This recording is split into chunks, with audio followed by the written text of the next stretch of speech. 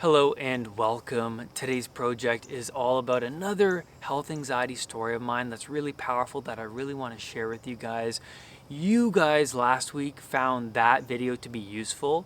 I talked about an experience in the classroom that I had of severe panic, a panic episode. So if you haven't watched that, I'll leave the link to that video below so that you guys can check it out. Really useful video because I really want to talk about today another health anxiety panic episode I had in the past, but also the tools and techniques to handle that. So I want you to keep this video in your back pocket for when you have a panicky situation coming up in the future, or when you're going through something that is causing you severe anxiety. And I want you to pull this video out and implement the techniques, right? Because this isn't a coping channel, this is a recovery channel through discipline and going through the pain process of recovery, right? So I really want to mention before I get into this episode that I talk about the AGO, the Art Gallery of Ontario panic episode I had all the time on this channel. And if you haven't heard me talk about that panic episode, I'm going to leave a link to that in the show notes, so check that out. But to sum it up briefly, I was at the art gallery with my fiance Maggie in the past. I was walking around and then I had a severe, debilitating panic attack at the gallery.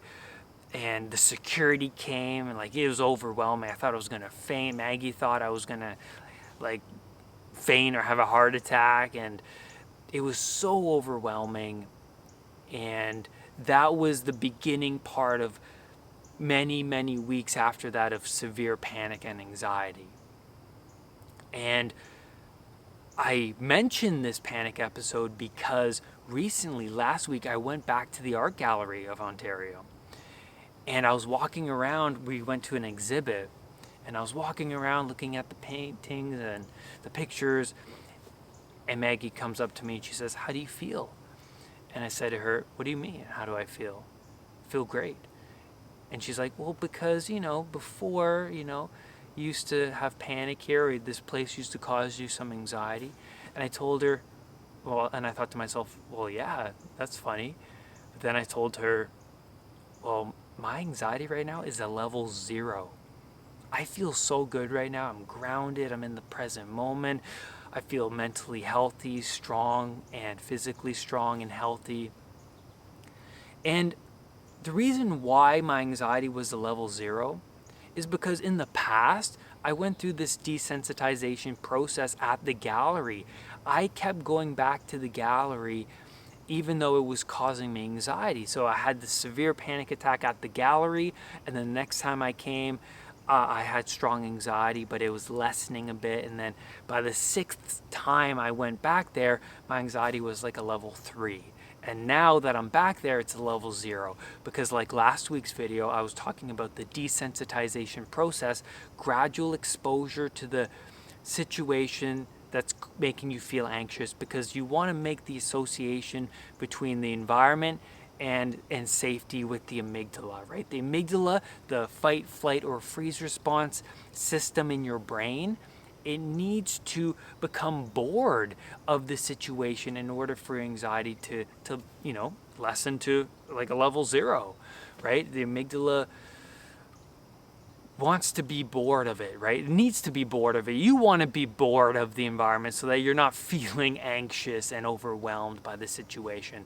So that's what happened with the art gallery. I kept going back there so many times that now I'm back there. I think my amygdala is like level 0. I don't feel any anxiety. I don't feel any stress, tension. I'm actually having an amazing time there. Like, I'm loving it, right? So now I want to talk about a situation at the symphony. So way back then, after the art gallery panic episode, I started going to the symphony with Maggie, and I started feeling anxiety when I would sit in the audience. I was feeling a little tense before the performance. I was feeling a little anxious, but as soon as the lights went down, and it got really quiet. If you've ever been to a symphony, it gets super, super quiet.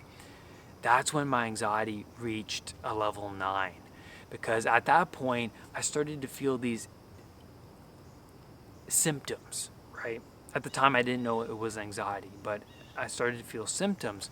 I was looking at the stage, the performers, and then all of a sudden they got blurry.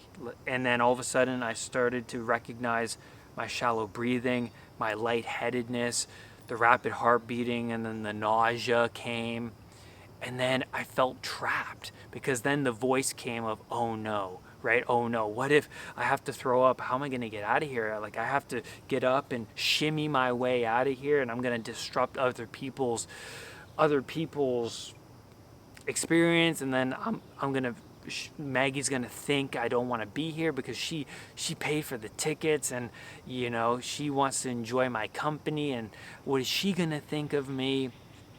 And then feeling trapped, I'm watching the performance. I'm just like, I feel petrified. I'm like absolutely scared out of my mind, because like, what if I throw up and right here and now? What if I faint right here and now? I feel like I'm gonna faint at any moment, right? So I'm just pushing myself through this pain and discomfort, and by the time the performance is over, lights come on, everyone's clapping, and I'm like, God, I got to get out of here right now. And as soon as I got up and I started walking, I felt dizzy. I was still afraid of fainting as soon as I was walking out. But as soon as we left the building, my anxiety was like lessening and lessening and lessening. And then by the time I got back home, I was like, my safe zone, thank God, my safe zone, I'm here, right? So I want to talk about now the acronym S.T.A.Y. S.T.A.Y. S.T.A.Y. Why you need to keep this acronym in your back pocket and memorize it in order to handle anxiety producing situations the best way possible, right? This is the best way you can handle panic. And I want you to keep this video in your back pocket. Save it to your favorites, because whenever you have this anxious and anxiety producing situation, pull out the video and then implement the techniques. So what does S.T.A.Y. stand for? Well, the S stands for spot. Spot that it's anxiety. Spot and be aware that you're anxious right now, that the symptoms are caused from anxiety. So this requires you to learn about anxiety. What is anxiety all about? How does the amygdala work? How does the cortex operate, the thinking part of your brain that produces images and words, right? How does that operate? What are the symptoms of anxiety? What can you expect from anxiety? Like, learning about anxiety is crucial for anxiety recovery, knowledge, right? So when you're feeling panicky, spot, be aware. Oh yeah, I'm anxious right now, I'm tense. Be aware of your body, what is happening. The T stands for think. So short utterances during panic will help you to lessen your anxiety, because when you experience panic, you get the thoughts of the short utterances of, oh no, what if I faint? I'm gonna faint right now, things like that. When you are panicking, short utterances of, if it kills me, let it kill me. The surrendering of that, right? If it kills me, let it kill me, because you can't fight the amygdala. That part of the brain takes over all other brain processes during panic, right? So it's hard to combat the amygdala. So short utterances is going to help you overcome anxiety. Short utterances like, this is a challenge. This is a challenge right now to prove my old self wrong. This is an opportunity right now to be stronger than I was. If it kills me, let it kill me. So what, right? So what? So those short utterances are going to help you in those times of anxiety. And the next, the A stands for air, right? Air. Start to breathe. By breathing, getting some oxygen, because when you're tense, you forget to breathe, right? You forget to breathe, and then the symptoms worsen. Because when you're in that panic mode, when you're in anxiety mode, your sympathetic nervous system is active. That's your stress response. So everything becomes compromised, right? Internally, your digestion, your breathing, your immune system in general is compromised. But when you start to breathe during panic, you're activating more of your parasympathetic nervous system, which is the opposite of your stress response. That is your rest and digestion system, right? When you're feeling totally relaxed and you're on the beach with a cocktail or whatever, you're in your rest and digest system, right?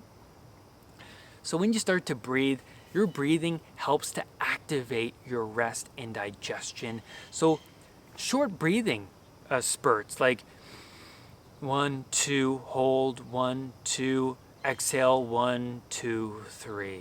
Inhale through the nose, 1, 2, hold, 1, 2, exhale for 3, 1, 2, 3. Just those short rhythmic breathing patterns is going to help you to activate that rest and digest system. The next is Y, which is yield, right? Yield, which is remain in the environment.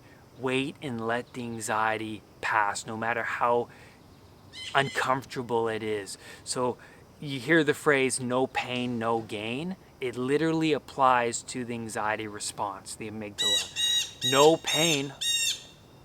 Geez, that's a loud bird. Man. So no pain, no gain. If you don't go through the pain of your anxiety, your amygdala is not going to make that association, right? So you got to remain in the environment and wait until your anxiety lessens and lessens and lessens to like a level 4 or 5. Don't leave. Remember that. You have to stay and let the anxiety pass. Now, when you voluntarily place yourself in situations that make you feel anxious and in situations that you don't want to be in, you're actually activating exploratory circuits, right? New circuits. If you leave the environment, if you run away, you're activating more of the fear response. You're increasing your association between the environment and your fear of the environment. When you run away from an environment,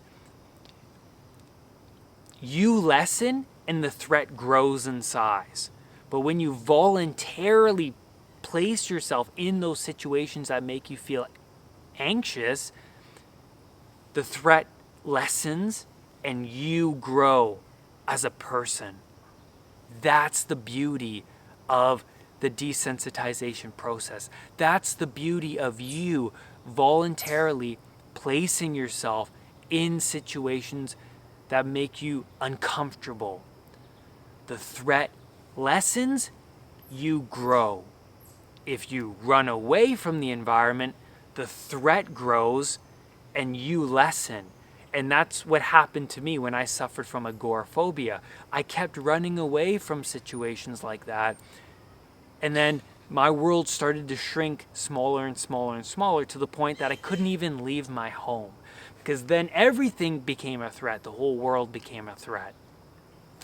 And that's where I'm going to leave you on today's video. Thank you so much for being here today. Thank you for putting up with that bird over there who's just making a ruckus, and well, he's just enjoying his day. So thank you so much for being here. I hope this video helped you.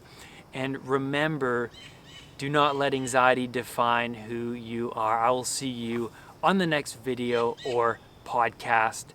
Bye for now. Make sure you hit that subscribe button and that bell so that whenever a new video of mine appears, you will be one of the first to know. Namaste.